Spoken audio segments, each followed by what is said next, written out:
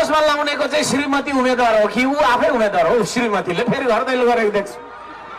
अचम्म लाग्छ भन, छक्क पस।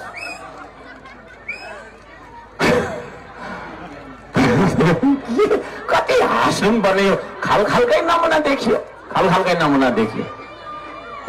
खल्तीमा पैसा नभएको विपन्न गरिबले शिक्षा पाउनु पर्यो, त्यो हो हाम्रो एजेन्डा। खल्तीमा पैसा नभएको विपन्न गरिबले स्वास्थ्य उपचार पाउनु पर्यो, त्यो हो हाम्रो एजेन्डा।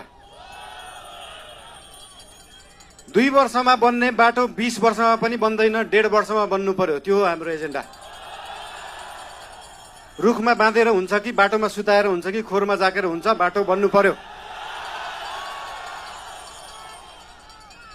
यहाँ त बाटो बनाउनलाई यो भेगमा मेरो भोट छैन, यहाँको बाटो किन बनाउने, यो भेगमा मेरो भोट छैन किन बाटो बनाउने। राष्ट्रिय स्वतन्त्र पार्टी सरकारमा गयो भने कांग्रेस हिँड्ने बाटो पनि बनाउँछ, एमाले हिँड्ने बाटो पनि बनाउँछ, माओवादी हिँड्ने बाटो पनि बनाउँछ, सबै नेपाली जनता हिँड्ने बाटो बनाउँछ।